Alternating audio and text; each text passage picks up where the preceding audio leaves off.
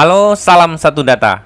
Sore ini saya akan menjelaskan terkait seleksi PPG SIM PKB. Silakan teman-teman klik situsnya gitu ya, PPG. Nah, di sini kebetulan saya akan mencontohkan adalah saya sebagai calon peserta di tahun yang kemarin gitu ya. Jadi di sini hari ini saya ingin menjelaskan kepada teman-teman terkait proses kepesertaannya ya. Karena banyak yang bertanya. Nah, di proses kepesertaan teman-teman harus dinyatakan lulus seleksi akademik di UKG 2017 sampai 2019 kemarin gitu ya. Jadi nanti di halaman depan SIM PKB teman-teman itu nanti ada selamat Anda dinyatakan lulus seleksi akademik. Nah, setelah lulus seleksi akademik baru nanti teman-teman akan mengikuti seleksi administrasi. Anda telah menyelesaikan seleksi administrasi. Untuk informasi lebih lanjut klik di sini. Nah, ini karena saya sudah ketika itu melakukan upload seleksi berkas untuk administrasi gitu ya. Nah, saya akan cerita sama teman-teman apa saja yang kita perlukan untuk yang namanya kelengkapan seleksi administrasi ya. Bagian pertama yang harus teman-teman isi adalah melakukan kelengkapan pengisian biodata diri ya. Kemudian ada latar belakang pendidikan, bidang studi PPG dan berkas pendukungnya. Nah, ini nanti akan disetujui setelah teman-teman melakukan pengisian semua datanya. Kemudian, sebelum melengkapi profil, harap mengunduh dan melengkapi dokumen di bawah ini. Format surat fakta integritas. Silakan ketuk tombol unduh untuk mendownload gitu ya. Nah, ini isinya fakta integritas, nanti akan saya ceritakan. Kemudian teman-teman harus melengkapi biodata diri berupa informasi dasar yang ada di Dapodik kita masing-masing ya. Jadi kalau datanya masih salah, ini harus diperbaiki di Dapodik. Nah, ini yang di tahun ini dilakukan yang namanya verval pemutakhiran data ya. Ini kaitannya adalah pengisian untuk informasi dasar nanti ya. Kemudian ada instansi asal. Nah, di sini juga kemarin itu status kepegawaian ya. Nama, tempat tanggal lahir, nomor NIK, NUPTK, kemudian gelar ya. Di sini juga penting gitu ya. Kemudian ada instansi asal atau satminkal kita. Kemudian ada poin satu lagi adalah informasi rekening. Nah, kemudian ada informasi rekening, alamat rumah dan kontak. Nah, di sini ya. Kemudian yang berikutnya yang harus dilengkapi adalah latar belakang pendidikan. Jadi teman-teman harus melampirkan pendidikan terakhirnya, kemudian melampirkan bukti scan ijazahnya ya. Jadi nanti teman-teman harus melakukan upload itu. Kemudian bidang studi PPG ini sesuai dengan hasil kelulusan seleksi akademik ketika kita mengikuti yang namanya UKG gitu ya. Jadi di sini ketika Bapak Ibu lulus dengan mapel apa, berarti nanti otomatis bidang studi PPG-nya akan mengikuti gitu ya.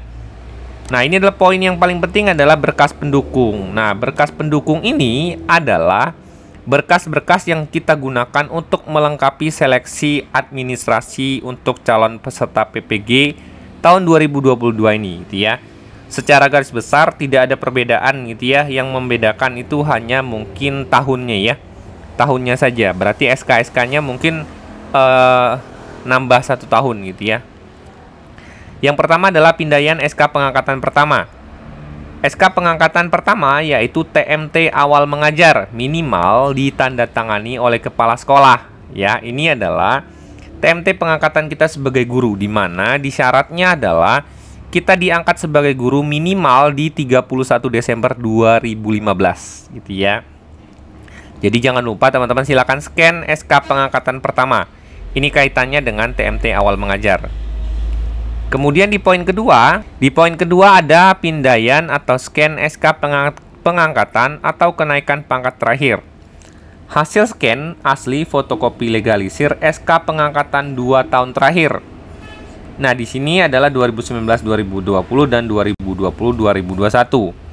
Berarti bagi teman-teman yang akan ikut tahun ini, berarti yang diupload adalah 2020-2021 dan 2021-2022. Bagi guru dari sekolah swasta ditandatangani oleh ketua yayasan. Dan untuk guru honor negeri minimal ditandatangani oleh kepala dinas pendidikan ya. Nah, ini saya mau garis bawahi. Ini banyak yang bertanya sama saya, apakah untuk dari guru honor negeri bisa mengikuti PPG? Jawabannya adalah bisa ya. Tetapi untuk SK pengangkatan atau penugasannya itu adalah minimal ditandatangani oleh kepala dinas pendidikan. gitu ya. Nah, contohnya adalah seperti ini. Jadi banyak yang bertanya ya. Jadi kalau untuk di Dinas Pendidikan Provinsi Lampung, setiap tahunnya itu akan dibuatkan surat dari Kadis Pendidikan yang berisi penugasan tenaga pendidik dan kependidikan tidak tetap pada Satuan Pendidikan Menengah Negeri dan Satuan Pendidikan Khusus Negeri. Nah, ini dikeluarkan oleh Dinas Pendidikan ya. Ditandatangani langsung oleh Kepala Dinas Pendidikan Provinsi Lampung. Nah, ini berisi daftar nama-nama guru yang ada atau mengajar di sekolah kita masing-masing. Nah, SK ini berlaku atau dapat digunakan untuk yang namanya seleksi administrasi untuk calon peserta PPG, gitu ya.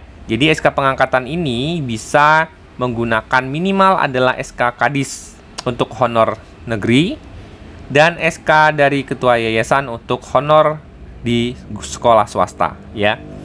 Jadi saya ulangi lagi, ini bisa digunakan. Kemudian yang berikutnya adalah scan SK pembagian tugas mengajar. Hasil scan SK pembagian tugas mengajar 2 tahun terakhir, yaitu tahun ajaran 2019-2020 dan 2020-2021. Minimal ditandatangani oleh kepala sekolah, ya. Nah, ini berarti untuk teman-teman nanti berarti 2020-2021 dan 2021-2022. Saya akan contohkan. Nah, ini adalah SK pembagian jam ngajar. Jadi teman-teman mulai dari sekarang silakan untuk yang namanya menyiapkan berkas-berkasnya jika dinyatakan lulus dalam seleksi akademik ketika itu, ya. Kemudian yang berikutnya adalah scan surat izin dari kepala sekolah atau ketua yayasan. Nah, ini adalah surat izin kita kepada kepala sekolah bahwa kita diizinkan untuk mengikuti PPG, gitu ya. Jadi nanti teman-teman silakan unduh di sini, ada berkasnya. Nah, ini adalah berkasnya, surat izin dari kepala sekolah, nanti ini kop sekolahnya diisi.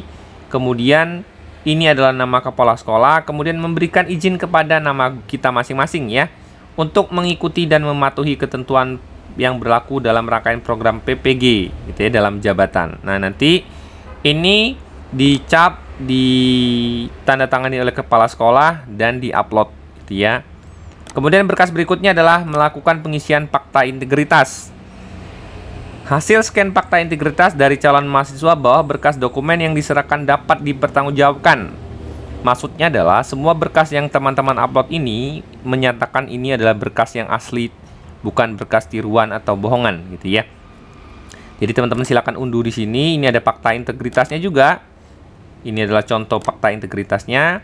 Nah, fakta integritas ini menyatakan berkas yang saya lampirkan untuk keperluan PPG-DJ ini adalah benar dan absah adanya, gitu ya. Jadi ini diisi dan ditandatangani dengan materai nantinya. Jadi ini adalah berkas-berkas yang harus teman-teman siapkan ketika nanti dinyatakan lulus dalam seleksi akademik dan akan mengikuti seleksi administrasi untuk PPG-DJ tahun 2022, gitu ya. Jika teman-teman ada pertanyaan, silakan komen di bawah. Oke, semoga informasi yang saya berikan bermanfaat. Salam satu data.